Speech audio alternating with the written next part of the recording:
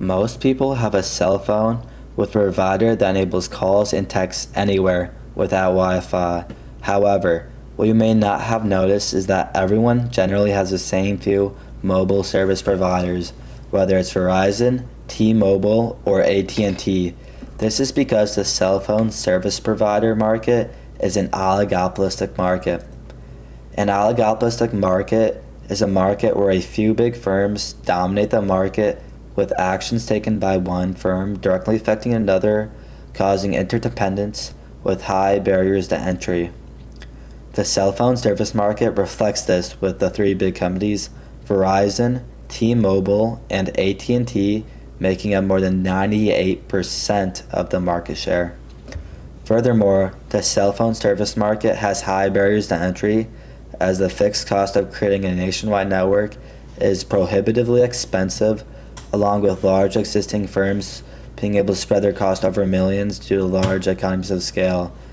This oligopolistic market structure creates a situation where the large firms closely watch each other's moves, since what one company does directly affects the profits and strategies of the others.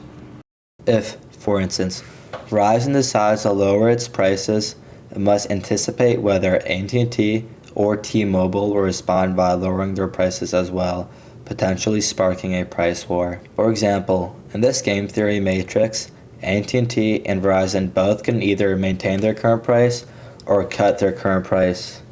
If they both maintain their current prices, they both earn high profits, resulting in the best outcome collectively for the firms. If one firm cuts prices while the other maintains prices, the firm that cuts prices gains customers and higher profits, while the other loses customers and profits. If both firms cut prices, a price war occurs, reducing profits for both as they undercut each other. Although maintaining prices appears beneficial, cutting prices is the dominant strategy for each firm because it yields higher profits regardless of the rival's decision. For example, if AT&T decides to maintain prices, Verizon's best option is to cut prices, as $11 billion is greater than $8 billion it would have made maintaining their prices as well. Additionally, if AT&T decides to cut prices, Verizon should also cut prices, as $6 billion is greater than the $5 billion they would have made. And this also applies to AT&T. If Verizon decides to maintain prices, AT&T should cut prices, as they make $11 billion instead of $8 billion they would have made if they decided to maintain prices as well. And if Verizon decides to cut prices, AT&T should still cut prices, as having $6 billion is more than $5 billion. Thus, the dominant strategy for both firms is to cut prices, and this is also their Nash equilibrium. This outcome is considered a Nash equilibrium because once both firms are cutting prices, neither firm can improve its profits by changing its decision on its own. If one firm were to raise prices while the other continues cutting prices, it would lose customers and earn lower profits. Because each firm is already making the best possible decision given what the other firm is doing, neither has an incentive to change its strategy. This makes the outcome stable, even though both firms would earn higher profits if they could successfully maintain higher prices together.